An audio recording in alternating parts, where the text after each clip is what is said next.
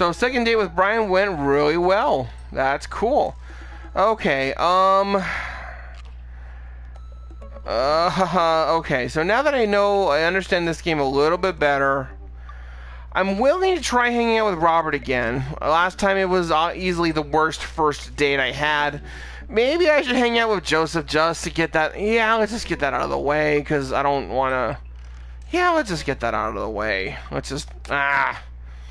I hate doing this. You're a youth minister. You have like 4 kids, and you have a weird thing with nautical stuff. But at the same time, you're. Yeah, okay. Fine. Fine. Fine.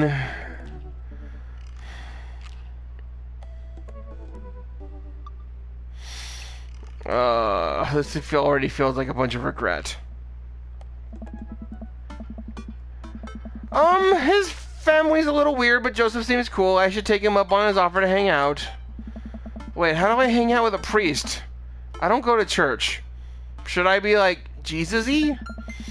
I imagine Joseph's family staring at me as I fumble through some sort of prayer attempt. Maybe not too Jesus-y, you know, a light smattering of Jesus. Will he want me to pray? Is he gonna pray at me? Do I have to pray at him? Talking to Joseph, huh? Amanda, how many times have I told you not to sneak up on me like that? I selectively ignore it every time you do. Amanda looks over my shoulder at the screen. Joseph can't read your mind, you know. If you want to talk, just message him.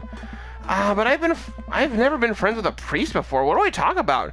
My favorite Bible passages? Ice cream socials? Khakis? First of all, he's a youth minister with a tattoo. He's not a priest. There's a difference? Aww. You're overthinking it, Dad. Listen, just put it like this. Aww. Hello, neighbor. Thanks again for the invite to the barbecue a million years ago now. I'd love to hang out soon if you're not too busy. Isn't that a little too business casual? Fine. Give me the keyboard. I got this.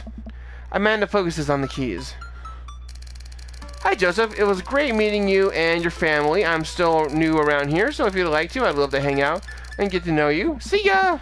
Smiley face. The smiley is a nice touch.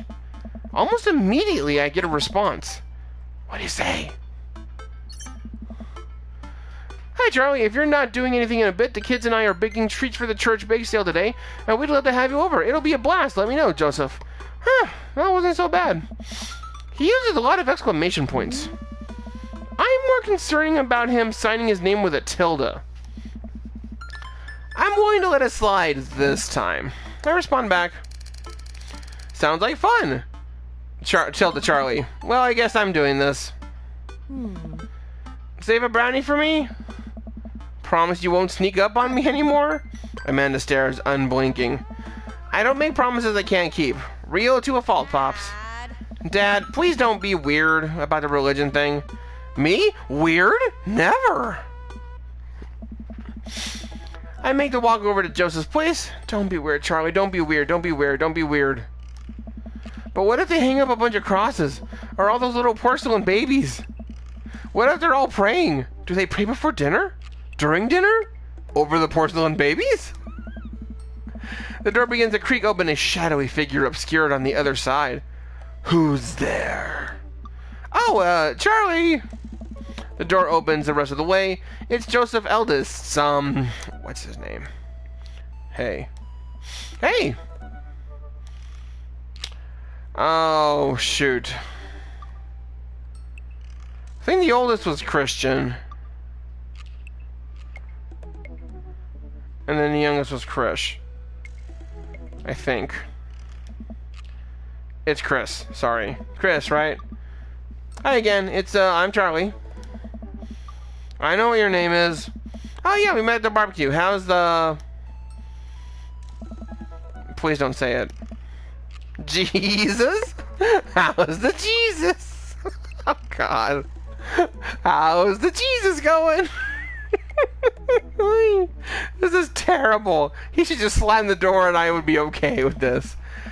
Chris blinks slowly. Maybe he didn't hear that. You're weird.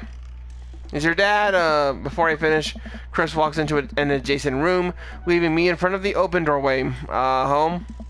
Oh, this was a great first impression. For a moment, I wonder if I should just go in, further subjecting Joseph's family to my winning attitude and artful charisma. Mercifully, Joseph, he peeks his head around the corner.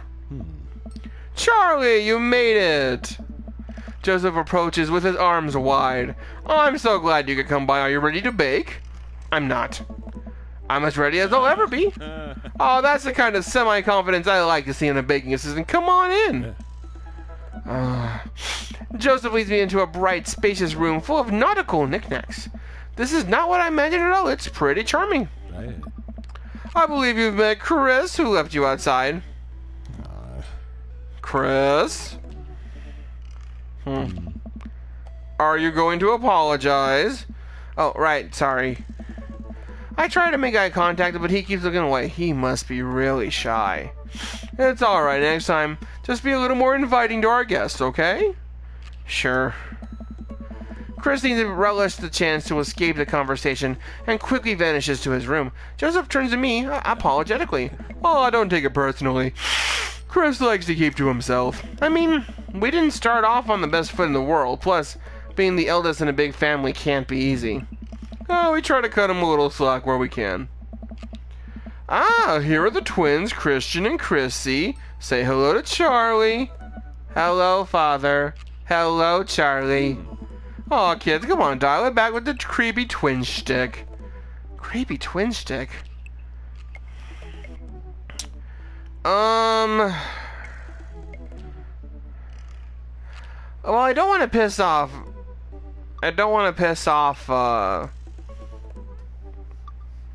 Joseph, but... let's just get to the baking. Maybe it's better if I don't shift the power dynamic of the creepy nightmare twins. Are you guys gonna help us bake? We don't want to bake. Well, okay. Well, what do you want to do? We have to perform surgery. Oh. Guys, we've been over this. Please stop cutting open your toys.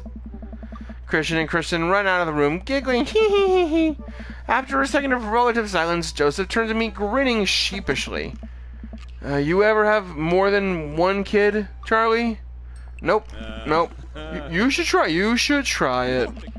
We both start to laugh, but are interrupted by a loud crash from the kitchen. Oh, what now? Oh, that doesn't sound good. Christy! No one responds. Joseph furrows his brow and motions for me to stay where I am.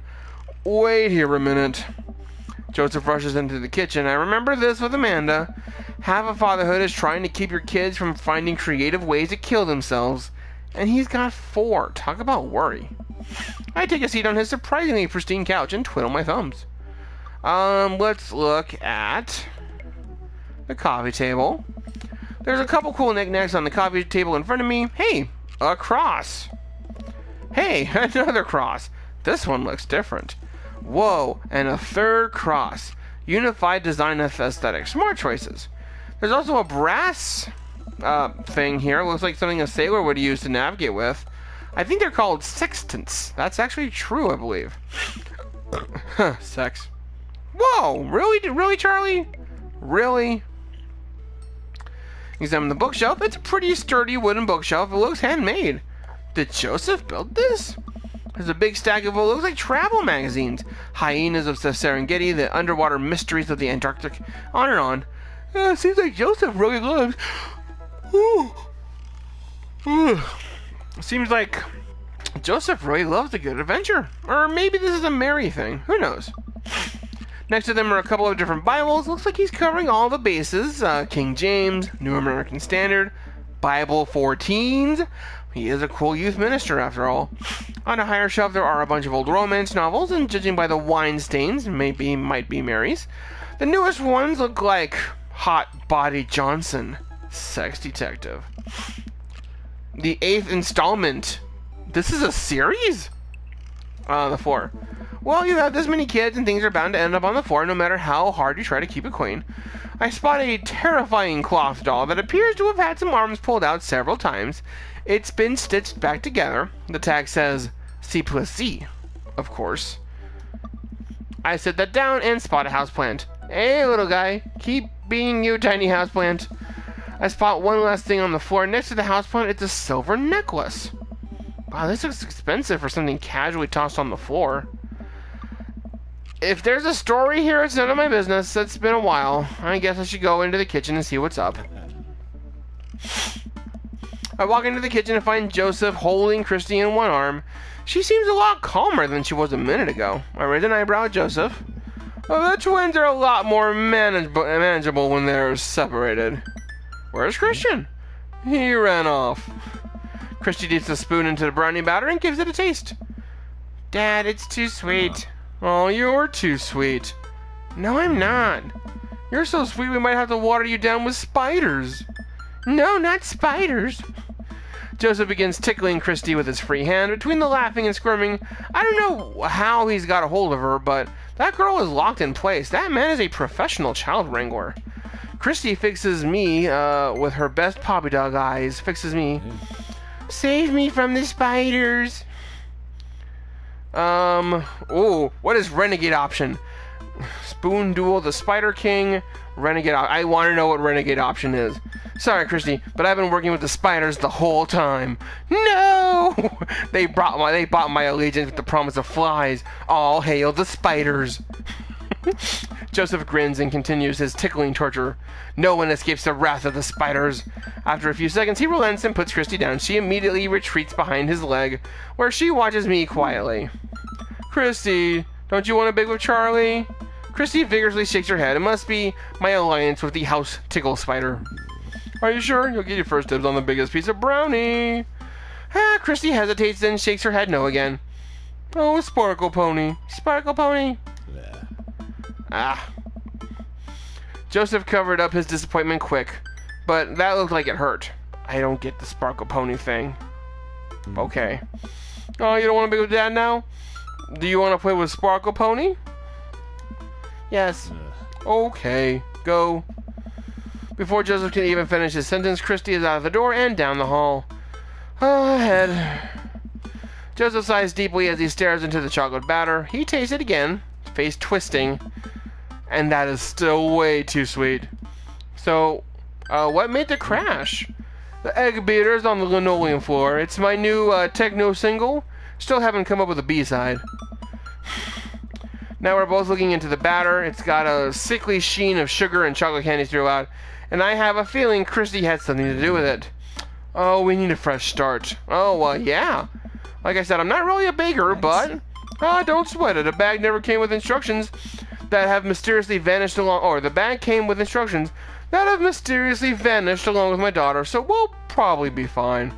Probably. Yes. Yeah, probably. He looked confident. All right, Charlie, you've baked a cake from a box before. Once. How hard could it be? Grab a spoon and let's get ready to rock. Mario Batali, save me!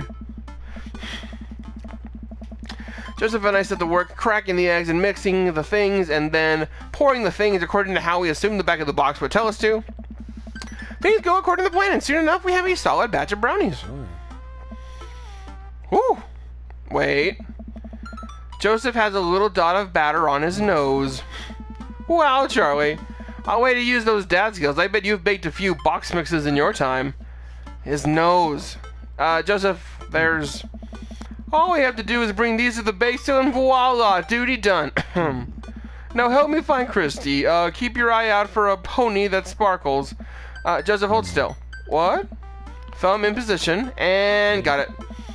Joseph's eyes goes wide as I gently wipe the chocolate off his nose. Is he blushing? Oh, thanks. No problem. In less than a second, I've licked the batter off my finger. It's really good.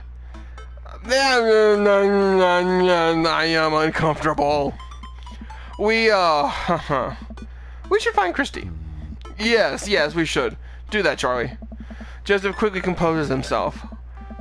Alright, she can't be far. You take the delta position, I'll watch your 6. Do you even know what that means? Alpha Tango Sparkle. Roger, roger. Okay. Joseph starts making his way down the hall and calls back to me. Take the brownies and the rest of the stuff I baked earlier today while I get Christy. We'll meet you out by the car.